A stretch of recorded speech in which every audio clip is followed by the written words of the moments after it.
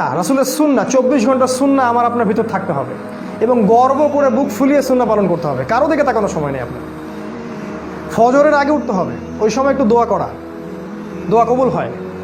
আল্লাহ তৌফিক দান করুন সবাইকে, আল্লাহুম্মা আমিন। ফজরের সালাত পড়ার পরে ঘুমানো যাবে না, ওই সময়টাই পড়াশোনার সময়, ওই সময়টাই আপনাকে বই নিয়ে বসতে হবে, কোরআন নিয়ে বসতে হবে। প্রতিটা দিন মিনিমাম 1 ঘন্টা কোরআন পড়তে হবে। আমার কথা আপনি বোঝেন বা না বোঝেন, কোরআন তেলাওয়াত করতে হবে, বোঝেন আর নাই বোঝেন। আর আমি তো বলছি বারবার, বুঝতে হবে, বুঝতে হবে। আপনাকে আরবি ভাষাটা শিখতে হবে। আরবি ভাষা না জানেন, অ্যাটলিস্ট কোরআনের আপনাকে তর্জমাটা পড়েন, A to Z তর্জমাটা পড়েন। ডেইলি 4-5টা করে হাদিস পড়েন, একটা বিষয়ভিত্তিক বই পড়েন। সকালের 2 ঘন্টায় দেখবেন আপনি অনেক কিছু পড়তে পারেন, অনেক কিছু। এরপরে ঘুমানো যাবে না, এরপরে আপনি জগিং শুজ আপনাকে পড়তে হবে। শুজ পরে রাস্তায় চলে যান বা আপনি মাঠে চলে যান, আপনি দৌড়ান, মিনিমাম 4 পাক 5 পাক দৌড়ান, আপনার স্ট্যামিনার বাড়বে। তারপরে আপনাকে ফিজিক্যাল এক্সারসাইজ করতে হবে প্রতিটা দিন, একদিনও বাদ দেওয়া যাবে না, একদিনও বাদ দেওয়া যাবে না। আপনাকে প্রতিটা দিন ব্যায়াম করতে হবে। যদি জিম করতে পারেন খুব ভালো হয়, যদি না করতে পারেন বাসায় পুরো ফুল বডি ওয়ার্কআউট করতে হবে। ফুল বডি ওয়ার্কআউট করবেন, আপনার ফিজিক্যাল, আপনার গ্রোথটা ভালো হবে, আপনি সুস্থ থাকবেন। এই ব্যায়ামের সাথে কোরআন মেমোরাইজ করার সম্পর্ক আছে। আপনি যত ব্যায়াম করবেন তত সুন্দর আপনার মেমোরিটা ভালো থাকবে, মেমোরি শার্প থাকবে। প্র্যাকটিক্যাল কথা বলছি এখন। এবং কোরআন হিফজ করতে হবে মিনিমাম 1 পারা, মিনিমাম 1 পারা। হাদিস হিফজ করতে হবে। আরও আছে খাবারের ব্যাপার, এমন কোনো খাবার পেটে ঢুকাবেন না যেটা হারাম খাদ্য দিয়ে তৈরি, হারাম উৎস থেকে আসছে। একটা দিনী ভাইয়ের বাসায় বেড়াতে গেছেন, তার জানতে পারলেন সে তার এই টাকার মধ্যে সুদ আছে, বাদ, খাবার ওটা তো সরে দিতে হবে, খাওয়া যাবে না। কোনো হারাম খাবার যেন আপনার পেটে না যায়, এবং কোনো দাজ্জালীয় ফুড যেন আপনার পেটে না যায়। কোনো ম্যানুফ্যাকচার্ড খাবার খাবেন না, বাইরের সব খাবার বাদ। যে খাবারগুলো সুন্নাহ, প্রফেটিক, ওই খাবারগুলো খেতে হবে আপনাকে। ফিজিক্যালি আপনাকে স্ট্রং হতে হবে। এবং প্রত্যেকটা ছেলেকেই ব্যক্তিগতভাবে, আমরা এখন তো অ্যাসোসিয়েশন ওয়াইজ এটা করতে পারিনি, কারণ করলেই আমাদেরকে ধরে নিয়ে চলে যাবে। প্রত্যেককেই নিজ নিজ তাগাদায় সামরিক যে প্রশিক্ষণ সেটা নিতে হবে। এটা ইউটিউবে পাবেন, ইউটিউবে গেলে দেখবেন সামরিক অনেক প্রশিক্ষণ, অনেক ব্যায়াম আছে। কিভাবে আপনি ফিজিক্যালি ফিট থাকবেন, কেমন করে আপনি পুশ আপ দিবেন, ওদের ট্রেনিং আছে। তো এগুলো এখন অ্যাভেলেবল, এগুলো আপনাকে নিতে হবে, কারণ যে কোনো সময় আপনাকে আল্লাহর পথে আসতে হতে পারে। তখন আপনি কি ওই সময় আবার প্রশিক্ষণ নেবেন? এখন থেকে প্রস্তুত হন।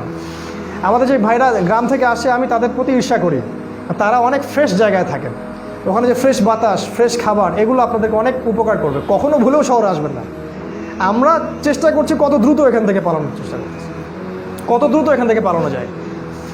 এছাড়া কোনো হারাম রিজিকের সাথে আমাদেরকে জড়ানো যাবে না, প্র্যাকটিক্যাল কথা বলছি। এরপর আমাদের ফ্যামিলি ইমিডিয়েটলি বিয়ে করতে হবে, যাদের বিয়ের সামর্থ্য আছে ইমিডিয়েটলি। যাদের একাধিক করার সামর্থ্য আছে একাধিক করতে হবে। ওইসব সেকুলার আইন বাদ দেন, বয়স হয়ে গেছে 18, বিয়ে করে ফেলেন, ওইসব আইন টাইন বাদ। প্রয়োজনে জাল কাগজ রেডি করে রেখে দেন, বিয়ে করে ফেলেন, অথবা কালিমা পড়ায় বিয়ে করে ফেলেন, ঝামেলা শেষ। কেউ জানবেন আপনি বিয়ে, কিন্তু আল্লাহর আইনে আপনি জানবেন আপনি বিবাহিত। ট্রিক্স অ্যাপ্লাই করতে হবে। ওরা যদি আমাদের সাথে ট্রিক্স অ্যাপ্লাই করতে পারে, আমাদেরকে করতে হবে। ফালতু জিনিস। আমার বোনের বয়স 17 বছর হলে বিয়ে করতে পারবে না, অথচ একটা 17 বছরের মেয়ে, সে জন্মদানে সক্ষম, সন্তান জন্মদানে সক্ষম। আল্লাহ পাক বলেছেন কোরআনে, হায়েজ হলেই মেয়ের বিয়ে করতে পারবে, এবং সে রুষ্ট হবে। রুষ্ট মানে আকল, সে ভালো মন্দ বোঝে, বিয়ে করতে পারবে। বিয়ে করে ফেলেন দ্রুত, সময় নিয়ে নিচ্ছে বেশি মনে হয়, শেষ করি। দ্রুত বিয়ে করে ফেলেন, পরিবার গঠন করেন, বেশি বেশি সন্তান নেওয়ার চেষ্টা করেন, সামর্থ্য থাকলে একাধিক বিয়ে করেন। এবং আপনি যতটুকু জানেন কোরআন সুন্নাহ, যা জানেন তাই প্রচার করতে থাকেন, যা জানেন তাই প্রচার করতে থাকেন। আপনার পরিবারটাকে স্ট্রংলি গড়ে তোলেন, কোনো কিছু ছাড় দিবেন না, পরিবারে কোনো ছাড় দিবেন না।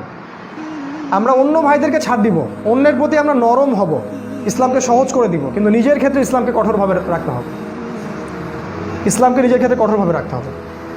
আরও আছে আপনার এই যে দলাদলি ত্যাগ করেন, আপনি একটা দল করেন, আমার কোনো আপত্তি নাই, কিন্তু মন মানসিকতাটা বড় করেন, সবাইকে ভাই মনে করেন, সবার মাঝে একটা মিউচুয়াল আন্ডারস্ট্যান্ডিংয়ের চেষ্টা করেন, সবাইকে একটা প্ল্যাটফর্মে আনার চেষ্টা করেন। এখন কেউ দায়িত্ব পালন করুক বা না করুক, আপনি দায়িত্ব কাঁধে নিয়ে নেন। দাওয়াত, ব্যাপক দাওয়াত দিতে হবে এখন আমাদেরকে। আগামী 5 বছর, মিনিমাম 5 বছর আমাদেরকে চেষ্টা করতে হবে বাংলাদেশের প্রতিটা জায়গায় যেন ফাউন্ডেশনের শাখা তৈরি হয়ে যায়, প্রতিটা জায়গায়, অ্যাটলিস্ট জেলা শহরগুলোতে। আমাদের কমিউনিটি দরকার, হিউজ আমাদের কমিউনিটি দরকার। আমাদের অবশ্য গরু ছাগলের দরকার নাই, স্মার্ট পিপল দরকার। এরকম পিপল প্রতিটা জেলায় যদি আমাদের 20-30টা করে থাকে এনাফ। এবং প্রতিটা ভাইদেরকে বোঝানো যে আমাদেরকে মুসলিম ভিলেজ তৈরি করতে হবে, মুসলিম কমিউনিটি, এবং সেটা একটা অপশন।